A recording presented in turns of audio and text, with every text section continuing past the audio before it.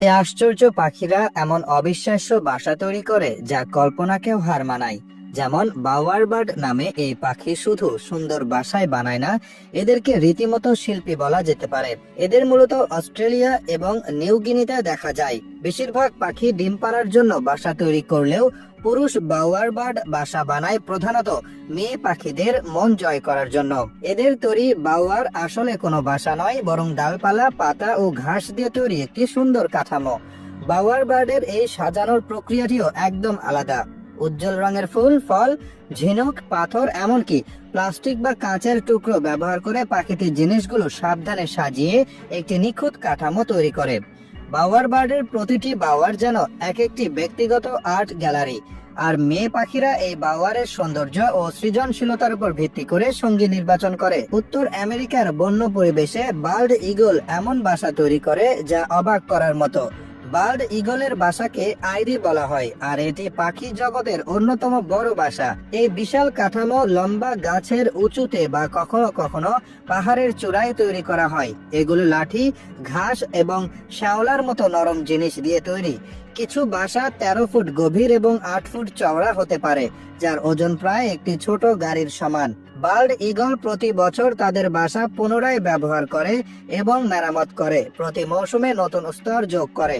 সময়ের সাথে সাথে এই বাসাগুলো গাছের চূড়ায় বিশাল মিনারের মতো হয়ে ওঠে, যা এই বিশাল ঈগল এবং তাদের বাচ্চাদের জন্য যথেষ্ট শক্তিশালী। ইউরোপিয়ান বি ইটার নামে মৌমাছি খেকো এক পাখি আছে, যাদের বাসা তৈরির কৌশল একদম ভিন্ন। এই রঙিন পাখিগুলো সমুদ্রের বালুকাময় তীর বা পাহাড়ের গায়ে গর্ত খুঁড়ে তাদের বাসা তৈরি করে। একজোড়া বি ইটার একসাথে মিলে সুড়ঙ্গ খোঁড়ে, যা 3 ফুট পর্যন্ত লম্বা হতে পারে। সুড়ঙ্গের শেষে তারা একটি ছোট ঘর তৈরি করে, যেখানে মেয়ে পাখিটি ডিম পাড়ে। এই পাখিরা বিশাল দল নিয়ে বাস করে, যেখানে পাশাপাশি কয়েক ডজন বা এমনকি শত শত সুড়ঙ্গ থাকে। এই সুড়ঙ্গগুলো ডিম এবং বাচ্চাদের শিকারী প্রাণীদের হাত থেকে রক্ষা করে এবং গরমের দিনে ঠান্ডাও রাখে। এশিয়ার উষ্ণ অঞ্চলের বন জঙ্গলে কমন টেইলর বার্ড পাখি অন্যতম সুন্দর বাসা তৈরি করে। এই ছোট্ট পাখিটি তার ঠোঁটকে সেলাইয়ের সূচের মতো ব্যবহার করে। এটি গাছের আঁশ বা মাকড়সার জাল তুলে নেয় এবং বড় পাতার প্রান্তগুলো একসাথে সেলাই করে একটি দোলনার মতো তৈরি করে। পাখিটি পাতার কিনারায় ছোট ছোট ছিদ্র তৈরি করে এবং তারপর সেগুলোর মধ্য দিয়ে আঁশ টেনে সেলাইয়ের মতো করে বাঁধে। এই সবুজ দোলনার ভেতরে টেইলর বার্ড নরম জিনিস দিয়ে একটি আরামদায়ক বাসা তৈরি করে। এজন্য এই পাখির নাম টেইলর বার্ড, যার বাংলা অর্থ দর্জি পাখি। উত্তর আমেরিকার মরুভূমি ও বনে লুকিয়ে থাকা এলফ আউল কিংবা বামন পেঁচা হচ্ছে পৃথিবীর সবচেয়ে ছোট পেঁচা। এরা এমন বাসা জোগাড় করে যা সাধারণ কিন্তু বুদ্ধিদীপ্ত। নিজে থেকে বাসা তৈরি করার পরিবর্তে এলফ আউল ক্যাকটাস বা গাছে কাঠ ঠোকরার ফেলে যাওয়া গর্ত খোঁজে। এসব গর্ত তাদের আশ্রয় হয়ে যায়।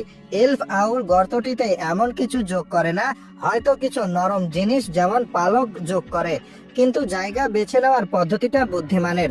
যেমন একটি সাগুয়ারো ক্যাকটাস পেঁচাটিকে দিনের গরমে শীতল এবং রাতে উষ্ণ রাখে। এলফ আউলের ছোট আকার একে ছোট জায়গায় প্রবেশ করতে সাহায্য করে, যেখানে বড় শিকারীরা পৌঁছাতে পারে না, ফলে এর বাচ্চারা নিরাপদে ও আরামে থাকে।